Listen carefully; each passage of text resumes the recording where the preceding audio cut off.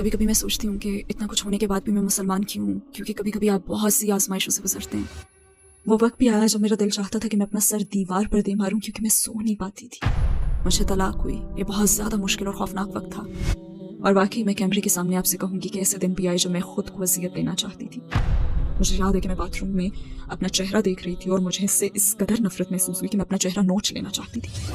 अपनी फैमिली के बगैर मेरी ज़िंदगी का हर पहलू मुश्किल था, क्योंकि मैं उन सब के बहुत करीब थी और मुझे उन सबसे बहुत मोहब्बत थी। ऐसा हमेशा होता है। मैं कब तक ये करती रहूंगी? मैं कब तक अपनी मदद के लिए दूसरों पर भरोसा करूंगी, जबकि अल्लाह खुद कहता है आओ मेरी तरफ, मेरे पास आओ, मुझे याद करो, मैं तुम्हें याद करूंगा। अस्सलाम वालेकुम रहमतुल्लाह। दोस्तों, आप देख रहे हैं AK reviews reactions YouTube channel. आज का जो हमारा टॉपिक है वो बहुत ही प्यारा और शानदार टॉपिक है, जिसमें सिख बिरादरी से ताल्लुक़ रखने वाली हानिया आदम ने इस्लाम कबूल कर लिया। अल्हम्दुलिल्लाह, माशाअल्लाह, अल्लाह पाक बरकत करे, कबूल फरमाए। तो आइए देखते हैं इनका इंटरव्यू, ये सफ़र कैसा रहा सिख इज़्म से मुसलमान होने तक का, इस्लाम में दाखिल होने तक का। तो सुनते हैं बहन हानिया आदम से। वालेकुम सिस्टर हानिया आदम, हमारी दावत कबूल करने का शुक्रिया। आपको अपने साथ देखना हमारे लिए खुशी की बात है। मेरा पहला सवाल ये है कि हानिया आदम कौन है? क्या आप अपनी जिंदगी के मुतालिक हमें मुख्तसरन बता सकती हैं? वालेकुम अस्सलाम वरहमतुल्लाहि वबरकातुहू। मैं 3 बच्चों की माँ हूँ अल्हम्दुलिल्लाह। मैंने एक सिख खानदान में परवरिश पाई। मेरे वालिदैन इंडियन हैं और मैं UK में पली बड़ी हूँ। शानदार बचपन गुजरा अल्हम्दुलिल्लाह। बहुत ही मोहब्बत करने वाले वालिदैन मिले, मगर मैं शायद 24 या 25 साल की उम्र में मुसलमान हो गई थी, और ये मेरी फैमिली के लिए बहुत बड़ा सदमा था। और अल्हम्दुलिल्लाह ग्रीन लेन मस्जिद में और हर उस ऑर्गेनाइजेशन के साथ काम कर रही हूँ जिसकी मैं खिदमत कर सकती हूँ। अकीदे के लिहाज से आपकी जिंदगी कैसी थी? आपका किस पर ईमान था? जब बड़ी हुई तो मेरे वालिदैन ने मुझे सिख अकीदा सिखाया, जो मुझे बहुत अच्छा लगता था। जैसे मुझे गोल्डन टेम्पल अमृतसर जाना भी याद है, बहुत मजा आया था। मुझे हेमकुंड साहब को विजिट करना भी याद है, जो कि हिंदू आश्रम के तौर पर ज्यादा पहचाना जाता है। वहां भी बहुत ज्यादा मजा आया। और मुझे याद है कि बहुत ही छोटी उम्र से ना मैं अपनी जिंदगी में खुदा की जरूरत को महसूस किया करती थी, और जब मैं उन जगहों पर जाती तो मुझे ज्यादा खुशी और इत्मीनान महसूस होता था। मैं कह सकती हूँ कि मेरी परवरिश के दौरान अल्हम्दुलिल्लाह मेरे वालिदैन ने मुझे बहुत अच्छी बातें सिखाई थी। उन्होंने मुझे मेहनत करने, तालीम हासिल करने और ईमानदारी जैसे अच्छे अखलाक दिए। उन्होंने मेरी बहुत अच्छी परवरिश की अल्हम्दुलिल्लाह। शायद यूनिवर्सिटी का जमाना था जब मैं बड़ी हद तक सेक्युलर जिंदगी जी रही थी, यानी मैं मजहब को तो फॉलो कर ही नहीं रही थी। हाँ, एक रूहानी ताल्लुक जरूर था, मगर मैं किसी मजहब पर अमल नहीं करती थी। मैं आपको सच बताऊंगी कि शराब पीना मेरे लिए कोई मसला नहीं था। जैसा चाहती मैं वो वैसा ही लिबास पहनती, कोई मसला था ही नहीं, बल्कि ये सब तो मेरे लिए नॉर्मल था। मुझे इसमें कोई खराबी नहीं लगती थी। ये मेरा नॉर्मल लाइफस्टाइल था उस वक्त। तो मुसलमान होने से पहले मैं बस ऐसी ही जिंदगी गुजार रही थी। आपने इस्लाम के मुतालिक पहली बार कब सुना? क्या आपके जहन में कोई तासब था? हाँ, शायद मैं थोड़ी सी इस्लामोफोबिक थी। मैं सोचती थी कि तब इराक और दूसरी जगहों पर काफी कुछ चल रहा था, और शायद मैं अल्लाह अकबर के अल्फाज सुनकर ना खौफजदा हो जाती थी। ये अल्फाज मुझे खौफजदा कर देते थे, और मैं ये समझती थी कि सारे मुसलमान मर्द बहुत सख्त होते हैं, अपनी बीवियों को मारते हैं, और बस इस तरह की सोचें थी। और हजरत आयशा रज़ियल्लाहु ताला अन्हा और उनकी उम्र का जो मामला था वो हमेशा मेरे जहन में रहता था। मतलब बहुत उल्टे ख्यालात थे। मैं ये सोचती थी कि मुसलमान औरतें जो हैं वो तो बहुत मसलूम है, उन्हें हिजाब क्यों पहनाया जाता है, ये तो ठीक नहीं है। मेरे बहुत से एतराज़ात थे। इस्लाम की तरफ आपका सफर कैसे शुरू हुआ? इस्लाम की कौन सी बात ने आपको सबसे ज्यादा मुतासिर किया? मजे की बात यह है कि मुसलमान औरतों के मतलब मेरे इन ख्यालात के बावजूद मैंने इस्लाम में सबसे पहले औरतों पर ही गौर करना शुरू किया था। मैंने इंटरनेट पर बहुत से लेक्चर सुने, मैंने बहुत कुछ पढ़ा। वो दारुस्सलाम की किताब है, इस्लाम की अजीम औरतें, बहुत शानदार किताब है। मेरा ख्याल था कि मुसलमान औरतें हैं ना वो बहुत मसलूम है, लेकिन जब मैंने इस्लाम का मुताला शुरू किया तो मुझे एहसास हुआ कि असल में मुआशरा ही औरतों पर जुल्म कर रहा है। इस्लाम तो बहुत एडवांस्ड मजहब है, दर हकीकत ये इतना ज्यादा एडवांस्ड है कि शायद हम ही बतौर मुआशरा अभी तक उस तक पहुंच ही नहीं सके। और इंशाल्लाह ये एक बार फिर से उभरेगा, क्योंकि इस वक्त जिनसी शनाख्त और ख्वाहिशात के हवाले से हमें जिन भी मसाइल का सामना है, मेरे ख्याल में तो इस्लाम के पास ही इन सब का जवाब है। और शायद वो वक्त भी आ चुका है कि अब हम इसमें दिलचस्पी लें, क्योंकि इस्लाम औरतों को कई तरह से आजादी देता है। दर हकीकत वो औरतों को इस मकाम पर रखता है। तो अगर मुआशरा ये बात समझ लेना तो वो मेरी तरह मान लेगा कि सुभान अल्लाह, इस्लाम तो औरतों को बहुत से हुकूक देता है। वो हुकूक जो इस मुल्क में और मुसलमान मुल्कों में हमारे पास पहले कभी थे ही नहीं। पैगंबर मोहम्मद सल्लल्लाहु अलैहि वसल्लम ने हमें सिखाया कि औरतों को इज्जत कैसे दी जाए। मसलन मैं कहूंगी कि हमें मेहर का दिया जाना इसकी एक मिसाल है। पहले तो औरत अपनी रकम मर्द को दिया करती थी ना, और अब मर्द औरत को मेहर देता है। सुभान अल्लाह, ये उन लोगों के लिए बहुत बड़ी बात थी जो बेटी की पैदाइश पर अपसेट हो जाया करते थे, और इतने ज्यादा कि वो उसे कत्ल कर देते थे। पैगंबर मोहम्मद सल्लल्लाहु अलैहि वसल्लम का फरमान है, मफहूम कुछ इस तरह से कि अगर तुम बेटियों की परवरिश करोगे तो तुम्हें जन्नत मिलेगी, तुम मेरे साथ जन्नत में इस तरह होगे। सुभान अल्लाह। और फिर छोटी से छोटी बात, जैसे कि औरत अगर आपसे लड़ रही है, बहस कर रही है, जब गुस्सा आ जाए तो खामोश हो जाओ। انہوں نے یہی کیا، وہ خاموش ہو جاتے، یعنی عورتوں کو بھی جذبات ظاہر کرنے کا موقع دیا. سبحان اللہ، کون سا دین آپ کو یہ باتیں سکھاتا ہے؟ میں ایسی بہت سی مثالیں دے سکتی ہوں، مگر شاید پھر آپ کی ریکارڈنگ کبھی ختم ہی نہ ہو. یعنی آپ اسلام میں عورتوں کی حیثیت سے متاثر ہوئیں اور اس کے علاوہ بھی کسی چیز نے متاثر کیا؟ سچ یہ ہے کہ جب میں یونیورسٹی میں تھی تو میں ایسی زندگی گزار رہی تھی جہاں مجھے بہت زیادہ آزادی حاصل تھی. یعنی جب کسی کو اتنی زیادہ آزادی حاصل ہو، وہ باہر جاتی ہو، کلبنگ، ڈانسنگ، وہ شراب پیتی ہو، یہ لائف سٹائل ہو، تو ایسے میں نا پھر اسے ہمیشہ خوشی کے اگلے لمحے کی تلاش رہتی ہے، یا پھر وہ دوسرے شخص کی طرف سے نا عزت افزائی کے الفاظ سننا چاہتی ہے جو کہ اسے کہے کہ او واو بہت پیاری لگ رہی ہو، یا آئی لو یو. اور ایک لڑکی کی حیثیت سے نا وہ بس دوسروں ہی کی طرف دیکھتی ہے اور جو اسے اس طرح سے عزت دیں، جبکہ اسلام میں آپ کو یہ سب کرنے کی ضرورت نہیں ہوتی. یہاں عزت افزائی دوسروں کی طرف سے نہیں آتی. پیغمبر محمد صلی اللہ علیہ وسلم نے ہمیں سکھایا کہ ہماری قبولیت سب سے پہلے اللہ سبحانہ و تعالیٰ کی طرف سے ہوتی ہے، اور جب آپ اللہ اور پیغمبر محمد صلی اللہ علیہ وسلم سے محبت کرنا سیکھ لیتے ہیں نا تو پھر عجیب اطمینان محسوس کرتے ہیں. آپ کو یہ الفاظ سننے کے لیے نا پھر کسی بھی مرد پر بھروسہ نہیں کرنا پڑتا، اور اگر وہ بھی آپ کو مل جائے تو یہ تو اللہ کی رحمت ہے نا، اور آپ اس طرح ساتھ ہو جاتے ہیں. اس طرح نہیں، اس طرح ساتھ. اللہ سبحانہ و تعالیٰ قرآن میں فرماتے ہیں کہ اس نے مردوں اور عورتوں کو برابر مگر مختلف بنایا. یہ کتنی کمال کی بات ہے نا یہ. اور میں نے اس سے یہ سمجھا ہے کہ جب اللہ سبحانہ و تعالیٰ آپ کو کہتے ہیں نا کہ عورت خود کو ڈھانپ کر رکھے، حجاب پہنے، تو اس لیے کہ اس نے ہمیں ایک دوسرے سے مختلف بنایا. مجھ میں اچھا لگنے، خوبصورت لگنے کی خواہش ہو سکتی ہے، مگر اللہ نے مردوں کو مختلف بنایا. وہ آپ کو دیکھ کر یہ سوچ سکتا ہے کہ او میں اس کے پاس جا سکتا ہوں، میں یہ کر سکتا ہوں، یا پھر یہ میں کہہ سکتا ہوں. لہٰذا اللہ فرماتا ہے کہ خود کو محفوظ بناؤ، خود کو ڈھانپ کر رکھو. مگر مرد میں خواہش ہمیشہ رہے گی. ہاں جب یہ تعلق حلال ہو جائے تو آپ اس سے لطف اندوز ہوتے ہیں، اور اگر آپ کے پاس نہ ہو تو پھر آپ غیر مطمئن رہتے ہیں. وہ کون سی بنیادی بات ہے جس نے آپ کو قائل کیا کہ اسلام ہی 100% سچ ہے؟ السلام علیکم بھائیوں اور بہنوں، ہمیں احساس ہوا ہے کہ ہمارے چینل پر 80% ناظرین بشمول اس ویڈیو کے ہمارے سبسکرائبرز نہیں ہیں. جیسا کہ آپ جانتے ہیں کہ ہم غیر منافع بخش تنظیم ہیں اور ہماری ویڈیو پر اشتہارات غیر فعال ہیں. ٹوورڈز ایٹرنیٹی صرف ایک یوٹیوب چینل ہی نہیں بلکہ ایک مدرسہ بھی ہے. یہاں ہم خود کو اور نوجوانوں کو اسلامی تعلیم سے آراستہ کرتے ہیں. لہٰذا ہمارے اس مطالبے کا واحد مقصد سچائی کو پھیلانا ہے. ہو سکتا ہے بظاہر یہ چھوٹا عمل لگے، لیکن انشاءاللہ یہ ہمیں لاکھوں لوگوں تک پہنچنے میں مدد کرے گا. آئیے اب لائک اور سبسکرائب بٹن پر کلک کریں اور ساتھ مل کر ٹوورڈز ایٹرنیٹی کا سفر کریں. وہ کون سی بنیادی بات ہے جس نے آپ کو قائل کیا کہ اسلام ہی 100% سچ ہے؟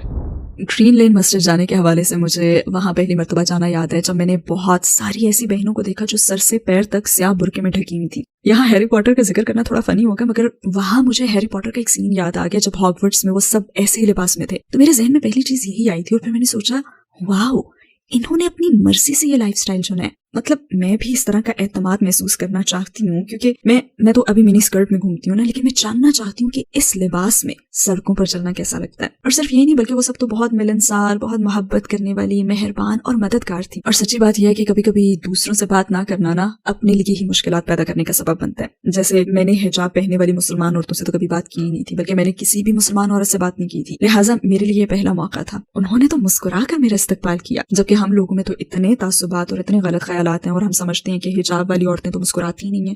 اور یہی وہ عورتیں تھیں جو مسکرا بھی رہی تھیں، ہنس بھی رہی تھیں، مذاق بھی کر رہی تھیں.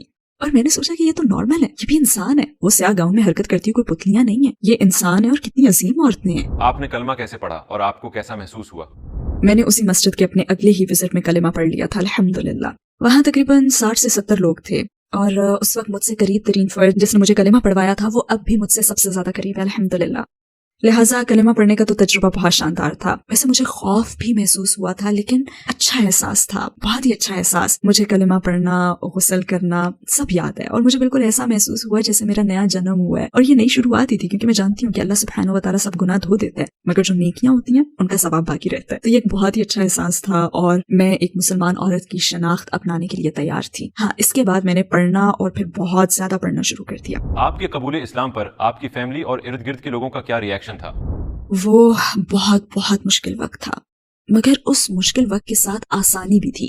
ہاں، میں نے اسے نہیں پہچانا کیونکہ انہوں نے مجھ سے تعلق بالکل ہی توڑ لیا تھا. لہٰذا میرے پاس سوائے اللہ کی کوئی نہیں تھا. اسلام قبول کر کے میری شادی بھی بہت مشکل کا شکار ہو گئی تھی. بچوں کی ماں ہونا خود ایک بہت بڑی مشکل ہے. اپنی فیملی کے بغیر میری زندگی کا ہر پہلو ہی مشکل تھا، کیونکہ میں ان سب کے بہت قریب تھی اور مجھے ان سب سے بہت محبت تھی. وہ وقت بھی آیا کہ جب میرا دل چاہتا تھا کہ میں اپنا سر دیوار پر مار دوں، کیونکہ میں سو نہیں پاتی تھی. जब आप इतनी अजियत में हो तो दिमाग सुकून नहीं पाता और दिमाग में बार बार ख्यालात की भरमार रहती है। मैं जिस भी चीज की तरफ देखती तो सबसे पहले अपने माँ बाप और अपनी फैमिली की तरफ मेरा ध्यान जाता। अगर मैं सुपरमार्केट जाती तो मुझे वीकेंड्स पर अपने अब्बू के साथ सुपरमार्केट जाना और ग्रोसरी की शॉपिंग करना याद आता। अगर मैं आश्रम में कोई गाना सुनती तो उस गाने पर अपनी बहन के साथ डांस करना याद आता। और अगर मैं टीवी पर कोई प्रोग्राम देखती तो अपने भाई के साथ उसे देखना याद आता। और जब मेरी शादीशुदा लाइफ में कोई मुश्किल आती तो भी मैं दौड़ कर अपनी फैमिली के पास जाना चाहती थी, लेकिन मैं जा नहीं सकती थी। तो बस बेबसी से बाहर निकल कर मैं कार में बैठ जाया करती थी। तो वो बहुत बहुत ज्यादा मुश्किल वक्त था। अपनी फैमिली के बगैर जीना बहुत मुश्किल है, तब भी बहुत मुश्किल था और अब भी मुश्किल है। लेकिन मुसलमान की हैसियत से हम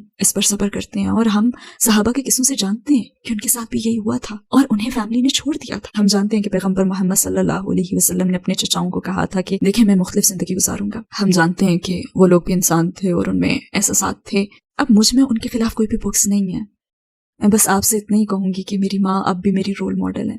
वो अब भी मुझे दुनिया की हर चीज से ज्यादा प्यारी है, बिल्कुल ऐसे जैसे मोहम्मद सल्लल्लाहु अलैहि वसल्लम को अपने गैर मुस्लिम चचा से मोहब्बत थी। वो अपने चचा के लिए रोए और उनके लिए सब कुछ किया।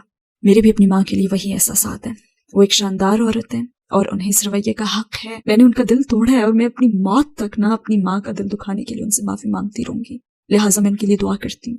मुझे उन सबसे मोहब्बत है और मैं आपको कह सकती हूँ कि वो लोग बहुत अच्छे इंसान हैं। हाँ, मुझे पछतावा सिर्फ ये है कि मेरी वजह से मेरे वालिदैन की आंखों में आंसू आए। मेरे ख्याल में वो वक्त भी आया जब मैं ना इस्लाम और अपने फैसले का दिफा करने की कोशिश कर रही होती थी और शायद इस समय मैंने अपनी माँ से बहुत तेज आवाज में बात की और शायद किसी वक्त उन पर मैं चीखी भी थी। मुझे पछतावा है क्योंकि अल्लाह सुब्हानहू व तआला कुरान में फरमाते हैं, मफहूम कुछ इस तरह से है कि तुम अपने वालिदैन के साथ इंतहाई इज्जत से पेश आओ, चाहे वो मुसलमान हो या ना हो। कभी कभी मैं सोचती हूँ कि इतना कुछ होने के बाद भी मैं मुसलमान क्यों हूँ, क्योंकि कभी कभी आप बहुत सी आजमाइशों से गुजरते हैं। जैसे मैंने कहा ना कि मेरे दिमाग में हमेशा ये सोच रहती थी कि जैसे मेरी फैमिली मेरे पास है ना, वो तकरीबन मुझसे सिर्फ 1 घंटे की मुसाफत पर रहते हैं और फिर भी मैं अब तक ये जिंदगी क्यों गुजार रही हूँ, जबकि मैं इतनी मुश्किल में हूँ। मैं अपने बच्चों के लिए माली तौर पर हर लिहाज से जदोजहद कर रही हूँ, फिर भी मैं मुसलमान क्यों हूँ। और मेरे ख्याल में ना यही बात मुझे साबित कदम रखती है, क्योंकि मिसाल के तौर पर मुझे तलाक हुई, ये बहुत ज्यादा मुश्किल और खौफनाक वक्त था और उस वक्त मैं बिल्कुल अकेली थी। और बिल्कुल सच कहूंगी कि मेरे लिए जिंदा रहना भी मुश्किल हो गया था। मुझे नहीं मालूम था कि मैं जिंदा रहना चाहती भी हूँ या नहीं। बहुत सारे मसाइल थे जिनसे उस वक्त मैं अकेले लड़ रही थी। और उस वक्त मैं अपनी आंटी से मिलने गई थी। वैसे मैं इरादा करके नहीं गई थी, बस एक इत्तेफाक ही था ये। मैं उनकी दहलीज पर खड़ी थी और 10 साल में पहली मर्तबा मेरे खानदान के किसी फर्द ने मुझसे मोहब्बत का सलूक किया था। वो कमाल की औरत है। उन्होंने मेरे लिए चाय बनाई, वो मेरे पास बैठी हुई कहने लगी, तुम ठीक हो? बिल्कुल ऐसे ही कहा था, तुम ठीक हो? ऐसा हमेशा होता है। ये मेरी आंटी थी। मेरे खानदान के किसी फर्द ने पहली मर्तबा मुझसे पूछा था, तुम ठीक हो? और उन्होंने पूछा कि तुम आगे क्या करोगी, तुम्हारा कोई प्लान है? क्योंकि मेरे पास कुछ नहीं था। मेरे पास बस मेरे 3 बच्चे थे और खुदा की कसम मैं अपना घर नहीं छोड़ना चाहती थी। मैं वहां बैठी और मैंने सोचा, खुदा क्या हो जाता अगर मैं अपना इस्लाम छुपा कर रखती, अपने इस्लाम को अपने दिल में ही रखती। लेकिन अगर मैं घर वापस आ जाऊं तो, क्योंकि वो मुझसे मोहब्बत करती हैं और मैं उनके साथ रहना चाहती हूँ। मैं उनका घर छोड़कर नहीं आना चाहती थी, मैं उनके घर में रहना चाहती थी। मैं हर चीज छोड़ देना चाहती थी, बस अपना दीन नहीं। और मैंने सोचा मैं इसे छुपा सकती थी। मैं ऊपर की मंजिल पर नमाज पढ़ लेती जब कोई ना देख रहा होता मुझे। मैं घर वापस जाना चाहती थी। कदरुल्लाह मेरी दादी, जिन्होंने मुझे इन 10 सालों में नहीं देखा था, बहुत ज्यादा बूढ़ी थी। वो कमरे से बाहर आई और करीब ही था कि वो मुझे देख लेती। मेरी आंटी ने मुझे कहा कि फौरन चली जाओ, घर से बाहर निकल जाओ, क्योंकि अगर उन्होंने तुम्हें देख लिया तो वो बहुत बूढ़ी हैं और हमें नहीं पता कि आगे क्या होगा। बस उन्होंने मुझे घर से पिछले दरवाजे से बस निकल भागने को कहा और मुझे घर से निकलना पड़ा। कोई गुड बाय नहीं, कोई अलविदाई बात नहीं। और मैं जल्दी से घर से निकल गई और अपनी कार में बैठी और मेरा पहला रिएक्शन ये था कि किसी को फोन करूं, क्योंकि अब बस मैं घर पर रुकना चाहती हूँ। मैं अपनी फैमिली में वापस जाना चाहती हूँ। मेरे पास कुछ नहीं है, मेरे पास कोई नहीं है। और पहला काम जो मैंने किया वो ये था कि मैंने अपनी इंतहाई नेक सीरत दोस्त को फोन किया, मगर उसने फोन नहीं उठाया। मैं चाहती थी कि वो मुझे दिलासा दे कि नहीं प्यारी दोस्त, सब ठीक है, इट्स ओके। फिर मैंने दूसरी दोस्त को फोन किया क्योंकि उसकी क़िरात खूबसूरत और मेरा कुरान सुनने का दिल चाह रहा था, लेकिन उसने भी फोन नहीं उठाया। और फिर मैंने सोचा कि मैं कब तक ये करती रहूंगी, मैं कब तक अपनी मदद के लिए बस दूसरों पर भरोसा करूंगी, जबकि अल्लाह तो खुद कहता है, आओ मेरी तरफ, मेरे पास आओ, तुम मुझे याद करो, मैं तुम्हें याद करूंगा। आपका तो अपने अल्लाह से राब्ता डायरेक्ट है। और फिर मैं कार में बैठ गई और मैंने आयतुल कुर्सी पढ़ी, मैंने 3 कुल पढ़े और मैंने अल्लाह से इल्तिजा की, मेरा दीन कायम रखना। मैं उस वक्त अल्लाह सुब्हानहू व तआला के सामने गिड़गिड़ाई, मेरा दीन कायम रखना, बस मेरा दीन कायम रखना। मैं इसके लिए सब कुछ सहने के लिए तैयार हूँ, बस मुझे मुसलमान की मौत देना। मैंने ये दुआ की اور میرے خیال میں یہ ایک اور اہم ترین لمحہ میری زندگی میں آیا تھا جب میں نے جانا کہ ہاں میں مسلمان ہوں، کیونکہ شیطان آپ کے پاس بہت مرتبہ آئے گا اور اسلام کے بارے میں آپ کے دل میں وسوسے پیدا کرے گا. کیا میں مسلمان ہوں؟ میں کس کے لیے مسلمان ہوں؟ میں کیوں مسلمان ہوں؟ مجھے اسلام کے متعلق کون سی بات آخر پسند ہے؟ شیطان آپ کے پاس اس وقت آئے گا جب آپ بہت کمزور اور بے بس ہوں گے. شیطان آپ کے پاس آتا ہے، لہٰذا دین سیکھنے کے وہ تمام 9-10 سال اس وقت ڈھال بن کر میرے سامنے آ گئے تھے. لہٰذا میں بچوں سے بھی بس یہی ایک بات کہتی ہوں کہ کیونکہ وہ بھی نہ سمجھ ہے نا، وہ اسلام کی روحانیت کو محسوس ہی نہیں کر سکتے، وہ بھی بہت چھوٹے ہیں اور ان کی نظر میں زندگی بہت بڑی ہے. میں انہیں کہتی ہوں کہ علم سیکھتے رہو، کیونکہ آپ نہیں جانتے کہ جس لمحے آپ مشکل میں گھرتے ہو تو جو کچھ آپ نے سیکھا ہوتا ہے نا، چاہے سیکھنے کا مقصد جانے بغیر ہی سیکھا ہو، وہ آپ کی مدد کے لیے آتا ہے اور مشکل وقت میں آپ اور آپ کی زندگی کو بچاتا ہے. تو جب آپ کی امی کہیں نا کہ مدرسے جاؤ، جب آپ کی امی آپ سے کہیں چلو اپنی اسلامک اسٹڈیز کا سبق لینے جاؤ، تو جایا کرو. نو مسلموں کو بھی میں یہی کہوں گی کہ علم سیکھتے رہیں. آپ بس اس لیے مسلمان نہیں ہیں کہ میں اللہ پر ایمان رکھتا ہوں، نہیں، جائیں اور علم سیکھیں، دین پڑھیں، محنت سے سیکھیں اور اسے روزانہ پڑھتے رہیں، چاہے تھوڑا ہی سے. کیونکہ جب آپ پر کوئی مشکل آئے گی تو شیطان آپ کے پاس آئے گا اور آپ کا ایمان چھیننے کی کوشش کرے گا. اس وقت اچانک نا آپ کی تمام سیکھی ہوئی جو چیزیں ہوتی ہیں نا، وہ آپ کے ذہن میں آ جائیں گی اور آپ کو پھر بچا بھی لیں گی، جیسے مجھے اس دن بچا لیا. میں آپ کے سامنے اور مثالیں بھی دے سکتی ہوں، اور واقعی کیمرے کے سامنے میں آپ سے کہوں گی کہ ایسے دن بھی آئے جب میں خود کو اذیت دینا چاہتی تھی. مثلا مجھے یاد ہے کہ میں باتھ روم میں اپنا چہرہ دیکھ رہی تھی اور مجھے اس سے اس قدر نفرت محسوس ہوئی کہ میں اپنا چہرہ نوچ لینا چاہتی تھی. اور بدترین چیز یہ کہ ایسی کیفیت باتھ روم میں ہوئی تھی جہاں پہ آپ اعوذ باللہ من الشیطان الرجیم بھی نہیں پڑھ سکتے. جب آپ بے بس ہونا تو اس وقت کبھی بھی باتھ روم نہ جائیں. خیر بہرحال پھر میرے ذہن میں نا ایک آواز گونجی کہ کھڑکی سے باہر دیکھو. میں نے کھڑکی سے باہر دیکھا تو آسمان نظر آیا. میں بس تیزی سے سیڑھیاں اتری اور اپنے دروازے کھول کر میں گارڈن میں چلی گئی. میں نے آسمان کی طرف دیکھا، اوپر آسمانوں میں دیکھا، کیونکہ مجھے قرآن کی آیت یاد ہے، شاید یہ قرآن میں ہے یا شاید حدیث ہے. اللہ سبحانہ و تعالیٰ فرماتے ہیں، اس کا مفہوم کچھ یوں ہے کہ ایمان والوں کو چاہیے کہ وہ آسمان کو دیکھیں جو ان کے لیے ایک نشانی ہے. اور بس میں اپنے گھٹنوں پر بیٹھ گئی اور اللہ سے التجا کی، یا اللہ مجھے دین پر قائم رکھنا. اسی میں آزادی ہے، اسی میں اطمینان ہے، جس میں ہمیں کسی بھی انسان پر بھروسہ کرنا ہی نہیں پڑتا. آپ کو کسی اور انسان کی ضرورت نہیں رہتی، آپ کو اپنی زندگی میں اللہ سبحانہ و تعالیٰ کی ضرورت ہوتی ہے. اور بس میں نے یہی کیا، لہٰذا میں نے خود کو اذیت نہیں دی کیونکہ میرے پاس اللہ ہے. تو آپ کی 14 سالہ مسلمان زندگی کے لمحات میں وہ کون سا لمحہ تھا جب آپ کو اپنی فیملی کی سب سے زیادہ ضرورت محسوس ہوئی مگر وہ لوگ آپ کے پاس نہیں تھے؟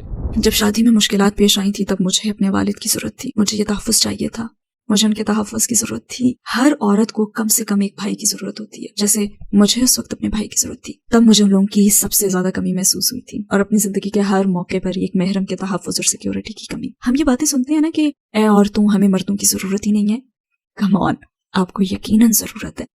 جب آپ کی زندگی سے مرد نکل جاتے ہیں نا، تب آپ کو احساس ہوتا ہے کہ ہاں مجھے اپنی زندگی میں مرد کی ضرورت ہے. اور پھر میری امی، میں نے انہیں اس وقت بہت مس کیا تھا جب میرے بچے ہونے والے تھے. جب میں نے جاب شروع کی تو انہیں اس وقت بھی میں نے بہت مس کیا تھا، کیونکہ جو میری امی ہیں وہ ایک بہت ہی مضبوط عورت ہیں. میں ان سے سیکھنا چاہتی تھی، مگر ہاں الحمدللہ میرے پاس بہت سی خوبصورت یادیں ہیں اور میں نے اپنی امی کے ساتھ بہت سا وقت گزارا ہے اور انہیں ایسی مضبوط عورت بنتے ہوئے دیکھا ہے میں نے اپنے سامنے. تو الحمدللہ میرے پاس اب بھی ان کی جو سکھائی ہوئی باتیں ہیں وہ موجود ہیں. میں اب بھی اپنے والدین کی باتوں پر بہت زیادہ عمل کرتی ہوں، کیونکہ وہ اسلام کے خلاف نہیں ہے تو پھر کیوں نہ کروں. اور میرے خیال میں ہر نو مسلم کے لیے نا یہ اعتراف کرنا ضروری ہے کہ آپ اپنی فیملی سے محبت کر سکتے ہیں. پیغمبر محمد صلی اللہ علیہ وسلم نے اپنے چچا سے محبت کی تھی، اور میں بھی اپنے والدین سے کہوں گی کہ مجھے آپ سے محبت ہے، میں آپ کی عزت کرتی ہوں، میں اب بھی آپ کا حصہ ہوں، مجھ میں آپ ہی کا خون دوڑ رہا ہے.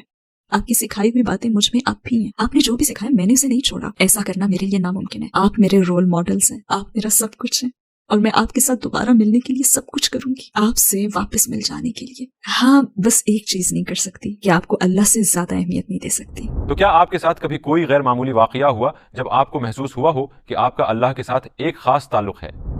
میرا خیال ہے کہ میں نے اپنی زندگی کی بہت سی مشکلات بتائی ہیں، مگر پلیز مجھے وہ رحمتیں بھی بتانے دیں جو اللہ نے مجھ پر نچھاور کی ہیں. الحمدللہ. میں آپ کو ایسے 2 لمحات بتاؤں گی. ایک وقت تھا جب میں واقعی میں بہت مشکل میں تھی. انفیکٹ ایسے بہت سے موقع آئے ہیں جب میں بہت مشکل میں گھری ہوئی تھی. سبحان اللہ. کسی نے مجھے کہا کہ دیکھو جب تم کسی مشکل میں ہو تو اپنے بچوں کے پاس جاؤ جب وہ سو رہے ہوں اور انہیں سوتا ہوا دیکھو. میں نے ایسا ہی کیا.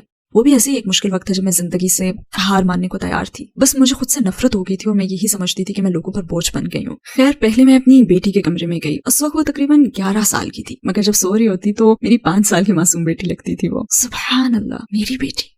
یہ میری بیٹی ہے, اللہ سبحانہ و تعالیٰ نے یہ بیٹی مجھے دی ہے, اللہ سبحانہ و تعالیٰ نے اسے میرے ذریعے اس دنیا میں بھیجا ہے. اور پھر میں اپنے بیٹوں کے کمرے میں گئی, وہ بہت گہری نیند سو رہے تھے, اور پھر مجھے نا سورہ ملک کی وہ آیت یاد آئی, مفہوم جس کا یہ ہے کہ تم بہت کم شکر ادا کرتے ہو. اور میں نے سوچا کہ آخر میں کیسے شکوہ کر سکتی ہوں, میں کیسے خود سے نفرت کر سکتی ہوں, جبکہ اللہ سبحانہ و تعالیٰ نے مجھے اتنی رحمتیں, 3 بچے دیے. اور اس لمحے میں نے خود کو اللہ سے بہت قریب پایا تھا, کیونکہ میں نے اسے پہچانا, میں نے اس کا شکر ادا کیا اور خود کو اس کے بہت قریب محسوس کیا.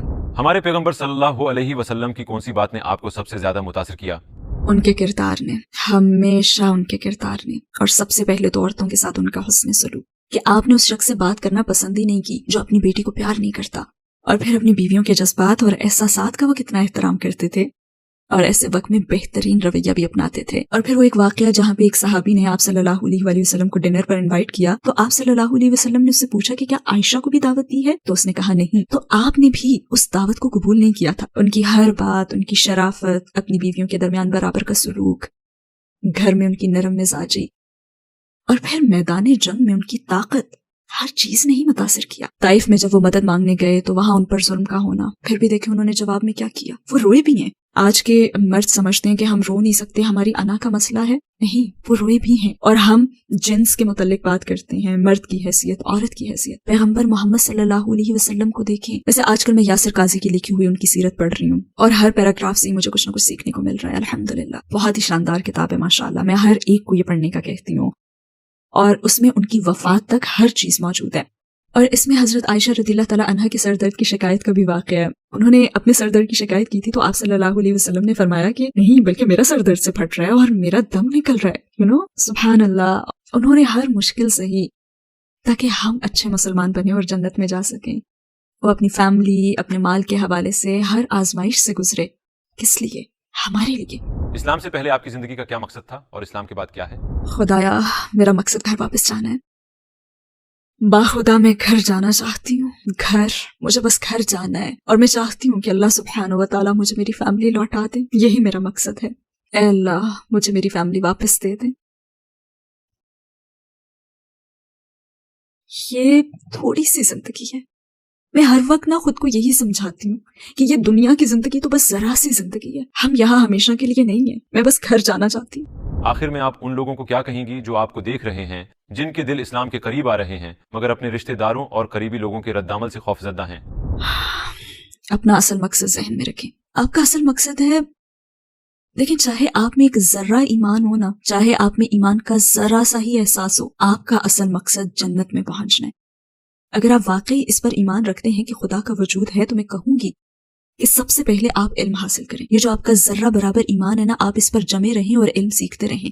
شیطان کو اپنے پاس نہ آنے دیں کہ کہیں وہ اتنا سا ایمان بھی نہ لے جائے, کیونکہ شروع میں نا وہ اس کی سخت کوشش کرے گا. شیطان آپ کے پاس بھرپور انداز میں آئے گا اور آپ کو دوبارہ کافر بنانے کی کوشش کرے گا. اس لیے سیکھیں, خود کو علم دیں, اپنے مقاصد طے کریں, اپنے ذہن میں اپنا ٹارگٹ رکھیں. اور میں آپ کو بتاؤں کہ میرے ذہن میں یہ خیالات آتے تھے, میرے دماغ میں یہ باتیں چلتی تھی. ایک منفی آواز تھی اور پھر ایک اچھی آواز ابھرتی تھی. کبھی کبھی آپ کو یہ کرنا پڑتا ہے, آپ کو یہ بلند آواز سے کہنا پڑتا ہے, اے اللہ مجھے تیری ضرورت ہے, مجھے صراط مستقیم پر چلا. اگر میں ان سوالات کے بارے میں سوچوں کہ مجھے اپنی فیملی کے ریاکشن کے باعث ایسا کرنا چاہیے یا نہیں, تو آپ یہ سوچ لیا کریں کہ آپ اکیلے دنیا سے جائیں گے. جب آپ کو قیامت میں کھڑا کیا جائے گا تو آپ کی فیملی آپ کی مدد نہیں کرے گی. اگر آپ ابھی قیامت کے دن پر ایمان لانے کے درجے پر نہیں پہنچے, کیونکہ کچھ لوگ ابھی سیکھ رہے ہیں نا, تو یہ سوچ لیا کریں کہ اس دنیا میں مجھے اپنی فیملی سے کیا فائدہ مل رہا ہے اور مجھے روحانیت سے, خدا پر ایمان لانے سے کیا فائدہ مل رہا ہے. تو اس مرحلے پر میں یہی کہوں گی کہ سب سے اہم چیز ہے علم سیکھنا. بس علم حاصل کرتے رہیں, کیونکہ یہ آپ کو منزل تک پہنچا دے گا. اور اپنے دل میں سچی تڑپ رکھیں کہ آپ وہاں تک پہنچنا چاہتے ہیں. اللہ تعالیٰ فرماتے ہیں, مفہوم یہ ہے کہ میری طرف قدم بڑھاؤ, رکے نہ رہو. تو ایسے کہا جا سکتا ہے کہ دین میں ہمیں اللہ کی طرف بڑھنے کی ترغیب دی گئی ہے. اگر آپ مسلمان ہونے کا سوچ رہے ہیں تو ایک اور قدم آگے بڑھائیں, اللہ آپ کی طرف دوڑ کر آئے گا. تو یہ تھا دوستو ہمارا آج کا ویلاگ ریویوز اور ریئیکشنز کے حوالے سے. ملتے ہیں اگلے ویلاگ میں ریویوز اور ریئیکشنز کے حوالے سے.